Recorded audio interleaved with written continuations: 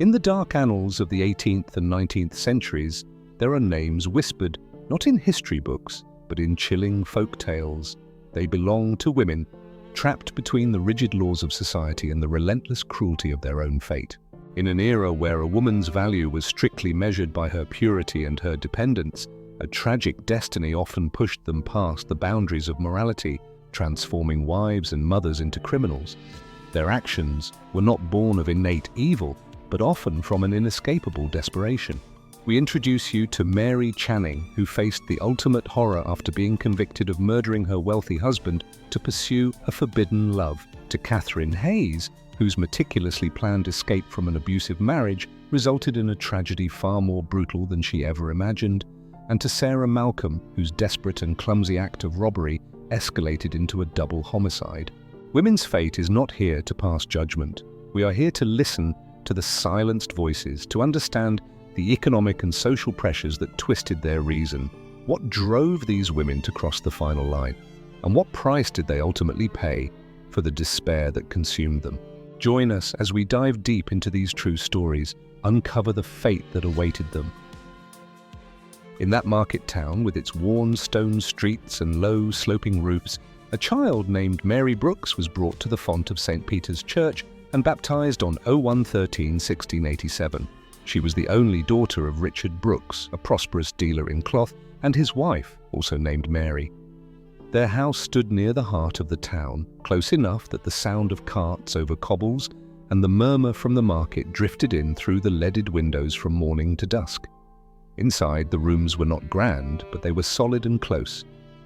In winter, the air smelled of damp wool and smoke. The shutters kept out some of the wind, but not all of the cold. Mary grew up among bales of folded fabric and the quiet order of her father's trade, her shoes clicking over bare boards worn smooth by years of footsteps. Servants tended the heavier work, yet small tasks still fell to her, carrying messages, minding keys, pouring ale for visitors in a parlour darkened by heavy curtains.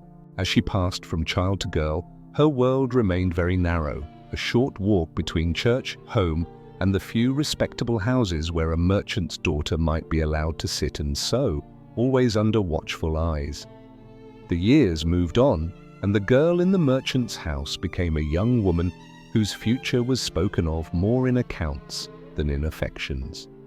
On 04/13/1703, when she was about 16, Mary Brooks was married at Dorchester to Thomas Channing, a cloth dealer of about 27, also settled in the town. It was a prudent match, two trades in the same line, two families of similar standing. The talk was of dowry, credit, and stock, not of inclination. Mary left her father's home for her husband's house, not far away in the same network of narrow streets.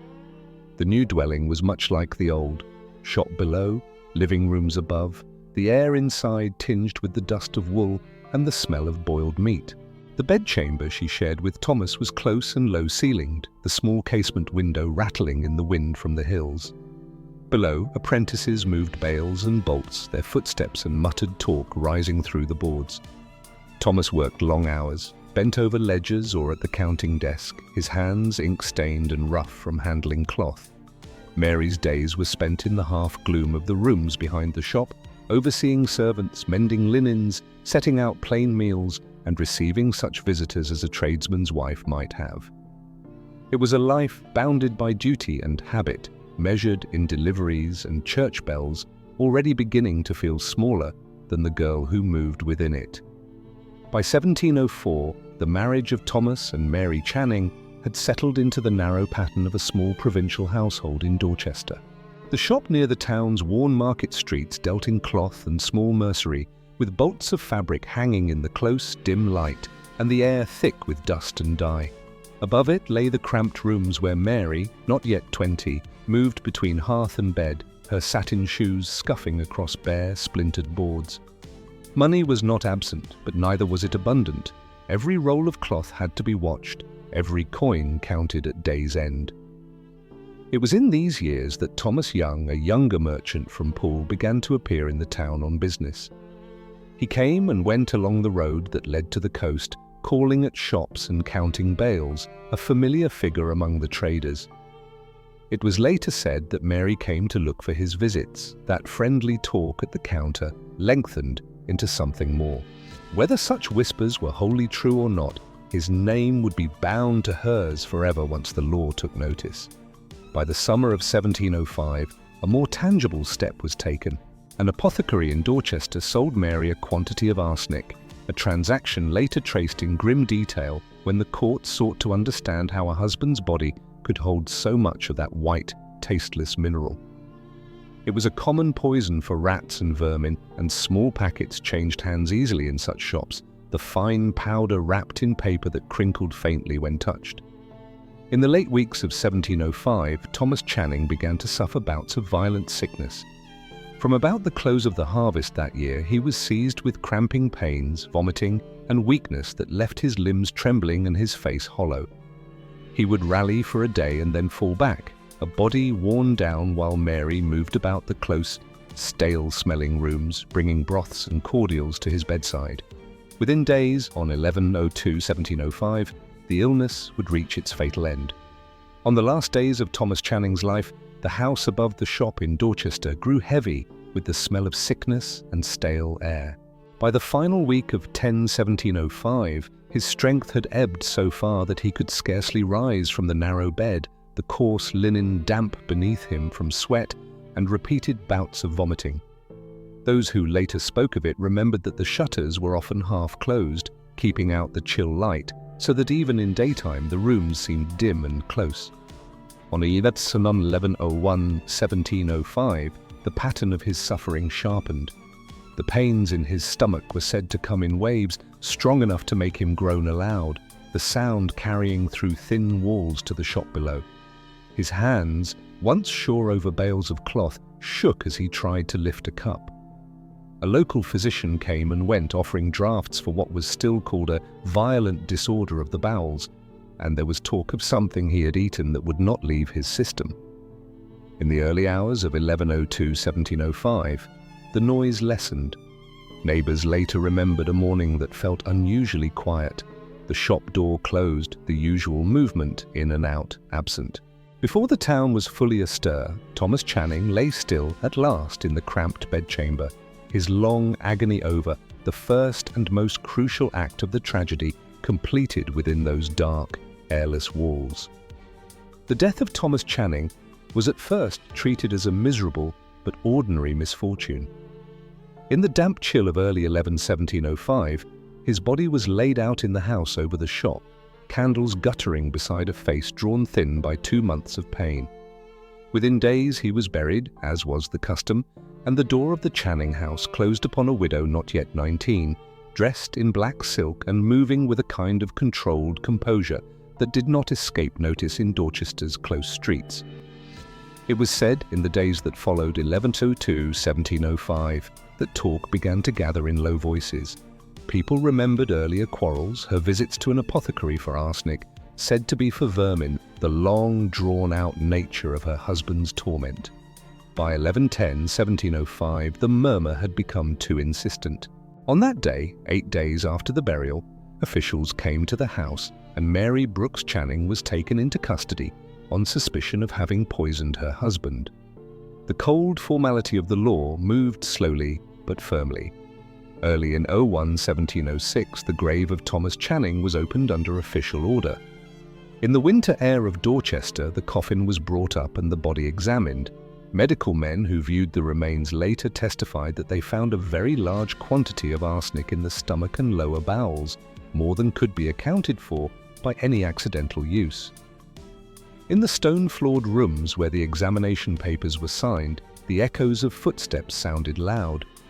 The evidence traced a straight line from the powders bought in town, to the dishes set before a sick man, to the young wife now held in the county jail, awaiting the assizes that would decide whether she lived or died.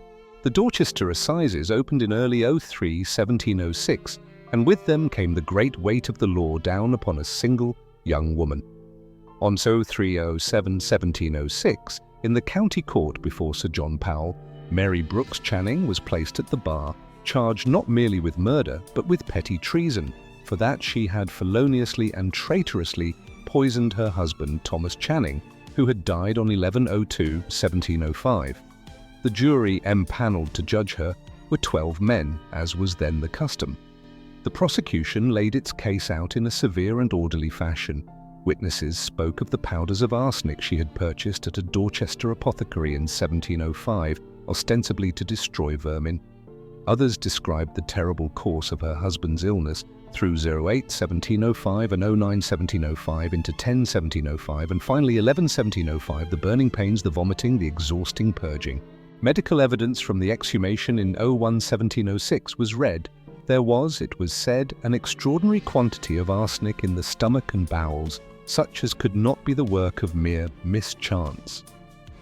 Her defence strove to suggest that Thomas had long been sickly, that his sufferings might have arisen from natural disorders of the bowels, that rumours of poison were bred by malice and spite. Mary herself, in a black silk gown and silk gloves, spoke little. When pressed, she denied ever putting poison into his food or drink, and maintained, in a low but steady voice, that she was innocent of the crime laid to her charge. On 03/08/1706, after brief retirement, the all-male jury returned to court. Without recommending mercy, they found her guilty of petty treason. Sir John Powell then pronounced the ancient sentence that she be carried from thence to the place of execution, and there burned until she was dead. On the morning of 03/21/1706, the sentence of the court was carried out. From the jail at Dorchester, Mary Brooks Channing was brought out into the pale light of an English Thursday, placed upon an open cart, and drawn through the streets toward Maunbury Rings, the old Roman earthwork that had become the county place of execution. The air was cold and raw. The road edges were thick with people, some craning from upper windows, others standing in churned mud to see her pass. She was dressed, as she had insisted, not in rags but in ceremony, a long black silk gown that brushed the ground, black silk gloves, and over her shoulders a white ermine cloak her mother had purchased, so that, as the older woman is said to have remarked, she might go out of the world with some remnant of dignity. In her gloved hands she held a small bouquet of white lilies and did not let it fall. At Maunbury Rings, before a crowd later estimated in the many thousands, she was bound to a wooden stake set upon a low pile of faggots and straw soaked in pitch. When the fire was kindled, the flames moved slowly, licking up through smoke and tar. Witnesses would recall that she uttered no scream as the heat rose. Her last recorded words were simple and formal, that she died innocent of the crime for which she was accused and asked that God forgive those who had sworn falsely against her. Her death marked the last burning of a woman for such a crime in Dorset, and her name remained in the county's memory as an emblem of an older, harsher law. Whether she was truly guilty or whether an angry town and a pattern of indiscreet conduct hardened men's hearts against her cannot now be resolved. The evidence of arsenic in her husband's body stands on one side. Her steady denials and youth stand on the other, together with a punishment that today feels almost unthinkably severe. We are left with uneasy questions. Was this justice for a deliberate poisoning, or an example of a society making a fearful spectacle of a young woman whose behaviour had offended its sense of order? And though we no longer build stakes at the edge of town, is it so certain that, in some other city, in some cramped modern room, there are not still lives being judged and broken with the same cold certainty, only by quieter means? We are about to unravel a verdict that once shook a hard-edged age of law. So steady yourself, and we will step into the courts and streets of early 18th century London and then back again to a poorer countryside where the story began. Catherine Hall, later Catherine Hayes, was born toward the end of the 17th century in a small poor village near Birmingham in the English Midlands. The records do not give us a precise date nor a clear parish beyond that region. Her father was remembered as a man of the lowest sort of livelihood, sometimes described as a blacksmith, sometimes as a struggling country labourer who might take whatever farm work he could find.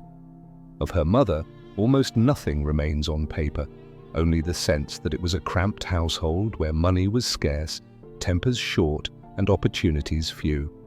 The world into which Catherine came was one of low, smoky rooms and damp floors beaten hard by many feet. In winter, the cold went straight through thin wool and into the bone. Soot clung to rough plaster. The sourness of cheap ale and coarse bread lingered in the air. A child in such a cottage would have slept close to others in a narrow bed, hearing the murmured quarrels of adults through the thin partition of a wall, and waking early to fetch water, sweep the hearth, or help with any small task that might ease the day's work. No record survives of schooling or of books in that house.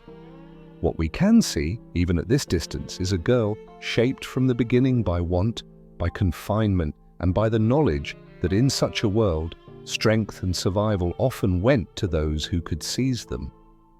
From the beginning, the marriage of Catherine and John Hayes was less a union of hearts than a transaction between families. In 1713, when she was about 15, she became the wife of a London carpenter almost twice her age, a man already set in habits of drink and quick temper. Their home was in the poorer streets of Westminster, where the air smelled of coal smoke and sour ale, and where wooden stairs were worn to a dip in the middle by generations of tired feet. Respectability lay in having a husband and a roof, but the roof leaked and the husband's patience was short. Money, never abundant, came in irregularly with John's work. When trade was dull, he lingered in taverns, returning with unsteady steps and a face flushed by cheap spirits. Neighbours later spoke of blows heard through thin walls, of a woman's voice raised and then falling away into a muffled quiet. Catherine, still very young, kept the rooms as best she could, scrubbing rough floorboards until her hands were chapped, mending worn linen, setting out coarse meals of bread, small beer, and whatever meat they could afford. In time, other men entered the cramped circle of her life. Thomas Billings, said to be her own son from before the marriage, and taken into the household as a younger man, shared their poverty and their table. Thomas Wood, a tailor by trade, moved in wider streets but drew closer to the house in Vine Street that John later rented. By the early 1720s, these three men and one woman were bound together by debt, resentment, and the constant pressure of making a living in a city that did not care whether they prospered or failed. By the middle of the 1720s, the house that Catherine Hayes kept with John had become a place where strain settled into every corner. Work for a small London tradesman was never secure, and when John's drinking grew heavier, the money that did come in dripped away in ale and spirits. There were evenings when he lurched up the narrow stairs of their Westminster lodging with unsteady feet, the smell of drink strong on his clothes, and neighbours later recalled the dull thud of furniture, a man's angry voice, and then a quieter murmur as if someone were trying not to cry. The move to Vine Street did not lift them. It was a poorer street, close and crowded, with low ceilings and walls thin enough that a cough in one room could be heard in the next. The windows collected soot, and damp gathered in the corners, leaving a sour, mouldy scent that no sweeping could quite remove. Into this space came Thomas Billings and Thomas Wood, sometimes as lodgers, sometimes as companions, always as extra mouths and extra tempers in a cramped set of rooms. Small signs of decline followed one another. It was said that John pawned tools when work was slack, that he spoke of leaving London altogether, that he threatened to cast Billings out of the house. There were quarrels over money and over Catherine's conduct, and talk in the neighbourhood that she kept company too freely with the men under her roof. Whether these tales were fair or not, they added to the pressure around the household. In that close air, with debts pressing and tempers short, a darker idea took shape. By early 1726, Catherine, Billings and Wood were no longer only speaking of grievances. They were speaking of John Hayes himself as a problem to be removed, and of a way to do it so that no one would know whose body had been found. On the night between 03/01 1726 and 03/02 1726, the small house in Vine Street stood in the usual London damp, its stairwell smelling of coal smoke and stale ale. John Hayes came home and drank heavily at his own table. Neighbors later recalled the sound of rough laughter from within, then a long hush, as if the voices had sunk down to a murmur and the house itself were holding its breath. Inside, John sat in a chair, made slow and clumsy by drink. Catherine moved about the room, bringing more liquor, tending the fire, her skirts brushing the worn boards. Thomas Wood and Thomas Billings were present in that narrow space, their figures passing between door and hearth, the floor creaking under their steps. At some point in the deepening night, the door was barred and the shutters drawn tight. What followed was swift and terrible. While John lay helpless, Wood and Billings set upon him, and John Hayes was killed under his own roof. His head was severed from his body, placed in a vessel so that his features would not be recognized again. In the dark hours before morning, the remains were made ready to be carried out into the sleeping city. On the morning of 03/02/1726, a labourer near the Thames caught sight of something pale in the cold water and mud, the naked trunk of a man without a head. It was dragged to shore and carried under a grey sky to the nearest place of confinement, where a coroner's inquest would sit. The body was laid upon a hard table, the air thick with damp wool coats, tallow smoke, and the faint odour of river decay. There were clear marks of violence. The head had been severed after death, but the man had plainly been killed by blows to the skull. For several days, the dead man had no name. Then, on 03/05/1726, a separate, shocking discovery was made. A human head, roughly hacked from the body, was recovered from the Thames. It too was brought indoors, set upon a cloth on a cold stone surface, the features swollen but still discernible. The authorities had notices posted, inviting any who had lost a relative or master to come and look. It was through that dreadful process of recognition that John Hayes of Vine Street, Westminster, was finally identified.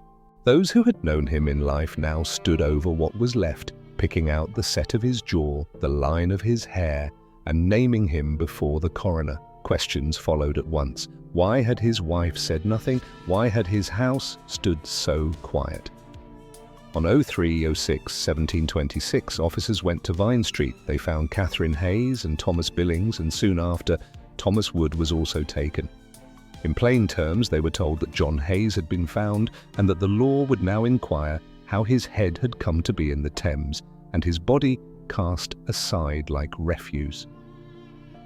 The trial of Catherine Hayes, Thomas Billings and Thomas Wood opened at the Old Bailey on 04/27/1726, in a courtroom heavy with damp wool, ink and human breath. The galleries were crowded. The story of the head in the Thames and the nameless trunk had already spread across London. Now the pieces would be fitted together under the eye of the law. The charge against Catherine was not merely murder, but petty treason, the killing of a husband by his wife, a kind of betrayal treated as an assault upon the order of the realm itself. The indictment laid out the dates and places in plain, relentless language, naming Vine Street, the nights of 03/01/1726 and 03/02/1726, and the discovery of the mutilated body. Every detail made the crime feel colder. The prosecution called witnesses to trace John Hayes from his last sighting alive to the butchered remains on the coroner's table. Neighbours described hearing quarrels and seeing the husband drunk, the wife sullen, the two young men about the house more than seemed proper. The surgeon described the wounds to the skull, the rough severing of the head, the attempt to conceal the body. The rope, the axe, and the blood-stained boards were spoken of in steady, unemotional voices. Most damaging of all were the statements of Thomas Wood and Thomas Billings. Each sought to lessen his own guilt, but both placed Catherine at the centre of the plot. It was said she had urged them on, that she had helped in the disposal, that she had held the basin while her husband's head was carried away. Their words did not spare her. When her turn came, Catherine denied that she had contrived murder. She admitted that her marriage had been hard and that drink had soured John's temper, but she insisted that she had not lifted a hand to kill him. She tried to cast herself as a woman drawn into horror by the men around her. Yet, Under the rules of that age, her protests counted for little against the combined testimonies and the brutal facts of dismemberment and concealment. On 4/28/1726, after considering the evidence, the all-male jury brought in their verdicts. Thomas Wood and Thomas Billings were found guilty of murder and sentenced to be hanged at Tyburn. Catherine Hayes, convicted of petty treason for the killing of her husband, received a different and more terrible sentence.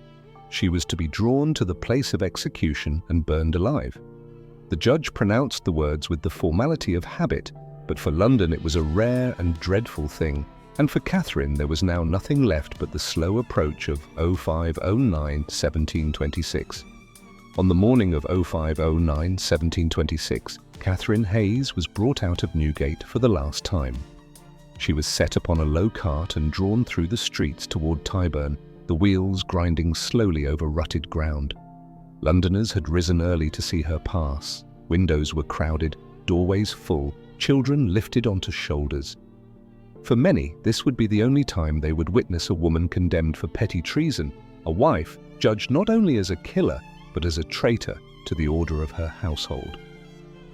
At Tyburn, the gallows and the stake were already prepared. Thomas Wood and Thomas Billings were hanged in the usual manner, their bodies left to swing as the crowd muttered and shifted. For Catherine, the ritual was different. She was fastened to the stake, rope about her body, faggots piled at her feet. When the fire was lit, an error in timing let the flames climb too quickly and burn through her bindings. It was later reported that she fell forward into the blaze and had to be struck down before the fire finished its work. Her death, drawn out over many minutes, left even some hardened onlookers shaken. In the weeks that followed, pamphlets and broadsides rushed to fix her story in ink. The poor country girl, the brutal marriage, the lovers, the beheading, the burning at Tyburn. Preachers used her name as a warning, while others quietly questioned whether the manner of her death had crossed a line that no crime could justify. No further woman in London would die by that particular punishment. Catherine Hayes's life ended where the three wooden beams met above the execution ground on 05/09/1726. She admitted her part in the murder, yet spoke of dying at peace with all mankind. Whether that peace was truly found, we cannot know. Looking back now, more than 3 centuries on, it is hard to say where justice lies. Was Catherine Hayes a monster who plotted a husband's butchery, or a battered wife who stepped step by step into a crime from which there was no return? Did the law, in burning her alive before a crowd of thousands, defend the sanctity of marriage, or simply display its own capacity for cruelty? And in our own time, in other cities, in other cramped rooms behind thin walls, could a different sort of Catherine still be walking toward a fate shaped as much by misery as by malice? We are about to unravel a verdict that once shook a hard-edged age of law. So steady yourself, and we will step into the courtroom at the Old Bailey, and then back along the narrow roads that brought a young Irish servant to the gallows. Sarah Malcolm was baptised on 09/29/1710 in Dublin, Ireland, the child of a poor Catholic family in a city that kept such families at the margins. Her earliest years were spent, it was said, in cramped lodgings off the crowded streets, where the walls sweated in wet weather and a small hearth had to warm too many bodies. The smell of boiled potatoes, cheap broth and damp wool hung in the air, and arguments could be heard clearly through thin plaster. There is no sure record of her schooling. If she learned to read or write, it would have been only what a poor girl might pick up before she was put to work. By her early teens, she was already in service, used to carrying pails, scrubbing linen and standing for long hours with reddened hands in cold water. Money was always short, and any coin she managed to keep back would have been worn thin before it reached her palm. Some years before 1733, Sarah left Dublin for London, joining the stream of Irish poor who hoped the great city might offer more than the lanes they had left. She found work as a laundress and chambermaid among the legal chambers of the Inner Temple, sleeping in small, close rooms where other women's breath and the sour odour of drying clothes filled the night. In time, she entered the service of an elderly gentlewoman, Lydia Duncombe, in Tanfield Court, a set of rooms whose quiet would one day be broken in the worst possible way. By the early 1730s, Sarah Malcolm was no longer the child of a Dublin alley, but a small, hard-working figure in the great machinery of London service. She had come from Ireland to seek wages, not glory, and found herself at the Inner Temple, tending to linen and chambers in Tanfield Court for an aging gentlewoman named Lydia Duncombe. The court's stone passages held in the damp. In winter, the air there seemed always a little wet, smells of coal smoke and chamber pots mingling in stairwells that never quite aired out. As a laundress and chambermaid, Sarah's world was made of other people's possessions, fine lace collars she must not tear, sheets faintly scented with lavender water, silver cups she might touch but never claim. Her own belongings could fit easily into a small trunk in a cramped lodgings room in Shoreditch, where the plaster flaked from the walls and the mattress was thin enough that she could feel each board beneath her back. Money was always short. Wages vanished into rent, cheap food, and small debts. Her hands grew rough from soap suds and winter water, red and cracked from being plunged into cold basins before dawn and long after dark, in service to rooms and lives that were not her own. By the time the year turned into 1733, Sarah Malcolm's life was stretched thin between two very different sets of rooms. By day and evening she moved through the close carpeted chambers of Tanfield Court in the Inner Temple, tending linen and small errands for Lydia Duncombe and the two other women in that quiet household. By night she returned to her lodgings in Shoreditch, where the air was thick with cooking smoke from below and damp crept up the walls around a narrow bed. Her wages were small, and the distance between those two worlds could be measured in more than streets. In Tanfield Court she saw again and again the marks of old money carefully kept. The shutters closed tight against the London air, the drawers that stuck from long use, the heavy little chest in which Lydia Duncombe, now about 80, kept her guineas and trinkets. As laundress and chambermaid, Sarah handled their linen, moved around their beds, knew when they sat up late and when they slept. She learned where the keys were put down and when the old hands were slow to turn them. Down in Shoreditch, the coins she could call her own were few enough to clink softly in her palm. The rent had to be paid. Her clothing was worn to a shine at the elbows. Winter meant cold water in the basin and a thin blanket pulled high around her shoulders. It was in that narrow world, people later said, that she began to speak of the money kept at Tanfield Court to two men she knew, brothers by the name of Alexander. In her later account, she insisted that she had only talked and that they had proposed the rest. What is certain is that she knew the habits of the three women in the Inner Temple rooms, and she knew when she would have the best chance of going in and out without attracting notice. In early 1733, the steps between Shoreditch and Tanfield Court became more frequent, her work for the old lady and her servants more entangled with private errands of her own. The distance between the dim staircases she climbed for wages and the locked chest she had watched for so long grew smaller, almost to nothing, until it could be crossed in a single night. On the evening of 02/03/1733, the stone courts of the Inner Temple settled into their usual winter quiet. In Tanfield Court, the shutters of Lydia Duncombe's rooms were drawn, keeping out the damp that crept along the passages and the chill that rose from the flagged courtyard below. Inside, three women, an old mistress and her two servants, moved through small, habitual tasks, banking the fire, straightening a coverlet, putting away a little chest where money and trinkets were kept. At some point, the door was closed for the night, and no more light showed through the cracks. What happened next can be traced only in the stark language of the charges that would follow.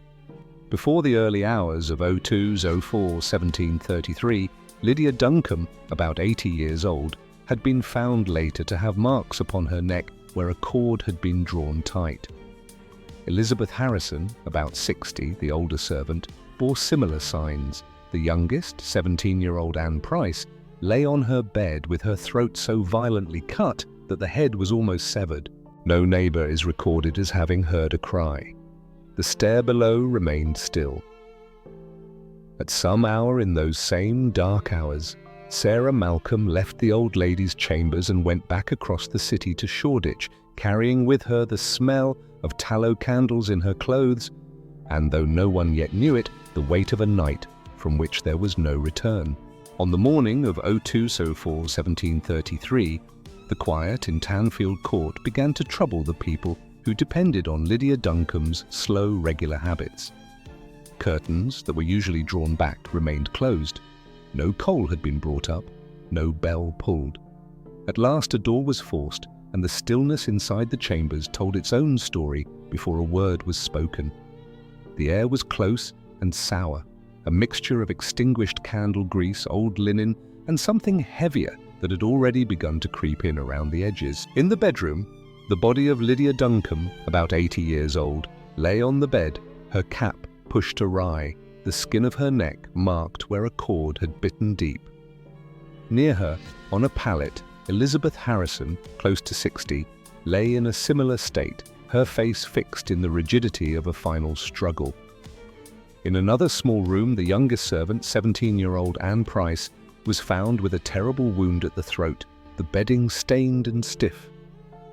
It was a cramped set of rooms, worn carpets, narrow passages, drawers half pulled out, the lid of a small chest raised as if interrupted mid-search. Word carried quickly through the inner temple. By midday, officers had traced who had last been seen moving in and out of those rooms. Suspicion turned almost at once to the laundress and chambermaid who had known every corner of the place, Sarah Malcolm, an Irish servant who had lately been lodging away from the court in poorer streets to the east of the city. That same day, Sarah was found in a modest lodging in Shoreditch. The room smelled of damp plaster and cheap gin, its one small window streaked with soot. On a peg hung a dark dress and a brown marten fur cloak. Both bore stiff, brownish stains that no ordinary washing would explain. In a box beneath the bed, the officers uncovered 47 guineas and a collection of trinkets and jewellery identified as belonging to Lydia Duncombe. Back at the inner temple, on the plaster near the bed where one of the women had died, there was a print of a blood-smeared hand. When Sarah was brought to view it, the size and spread of the fingers matched her own so closely that those present thought there could be little doubt. Confronted with the money and the blood on her clothes, she admitted having taken what she called her mistress's effects, yet continued to deny having killed anyone. The bodies were carried out down the narrow stairs, past neighbours who pressed themselves against the walls to let the stretchers pass. Outside, on the cold stones, people whispered of the Irish girl, taken away under guard, her hands bound, her face pale, but steady as she was led toward Newgate and the waiting charge of murder. 02/23/1733, Sarah Malcolm was brought from Newgate to the Old Bailey, the chill of an overcast London morning following her into the crowded courtroom. She was still only in her early 20s, but the weeks in prison had already hollowed her cheeks and left a faint greyness at the edges of her dark hair. Before her, the dock rail was worn smooth by generations of hands.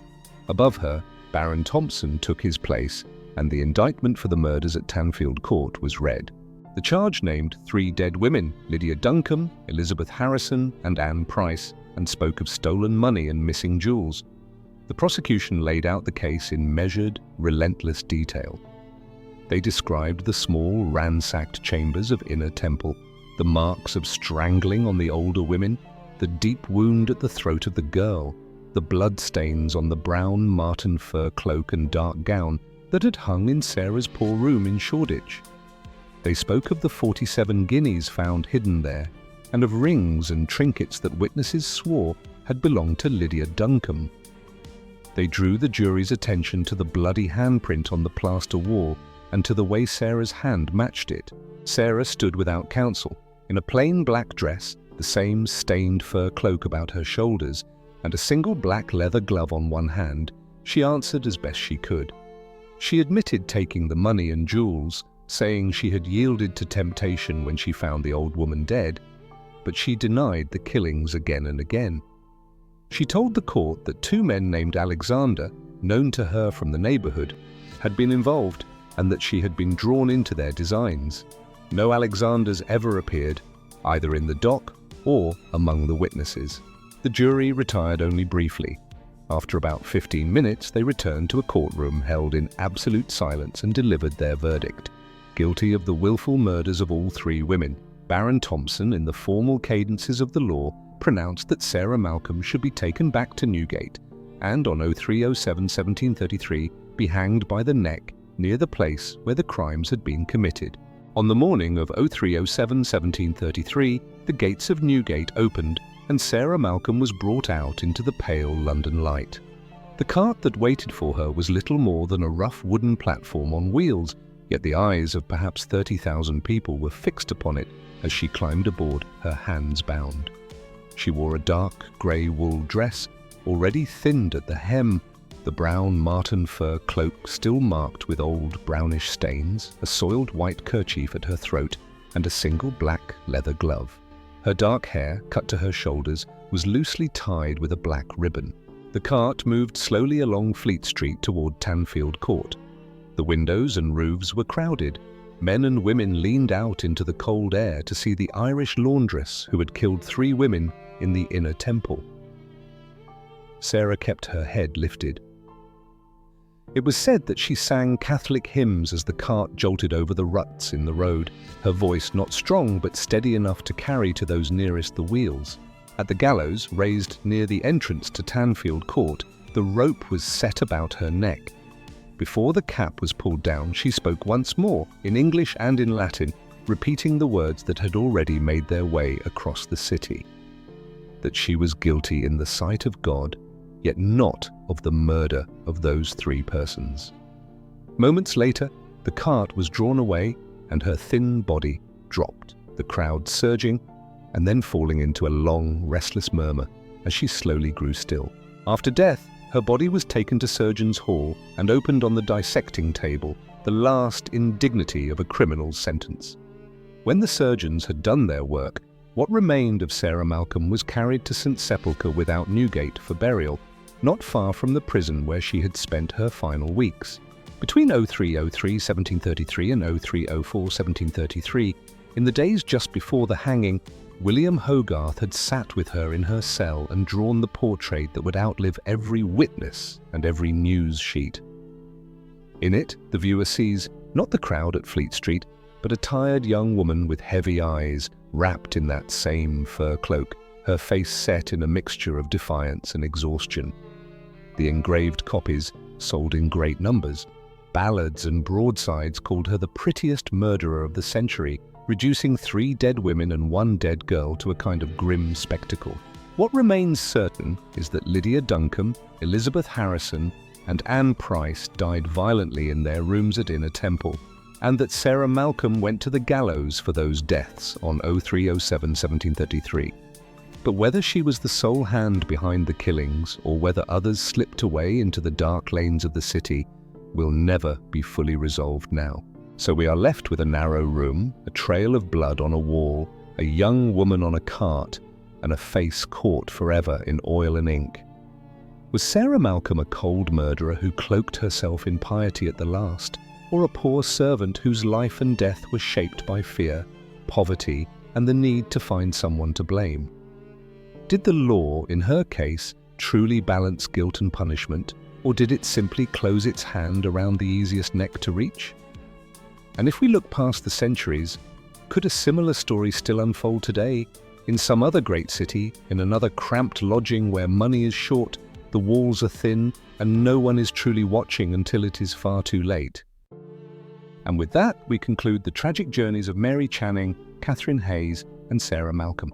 3 different women, 3 different crimes, but one shared fate, the ultimate price paid for breaking the societal chains of the 18th century. We have witnessed the desperation of a young wife trapped by poverty, the rage of a victim cornered by abuse, and the terrible calculation born from sheer greed. Their stories force us to look past the label of murderer and ask a difficult question: how much of their crime was a desperate act of rebellion against an unforgiving world? We want to hear your thoughts.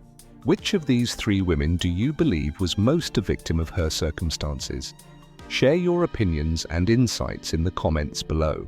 The dark history of women's crime is long, and the true cost of their fate continues to echo through time. Don't miss a single story. Ensure you unlock all the hidden truths of the past. Subscribe to Women's Fate now and join us next week as we uncover the next chapter in the history of female criminals.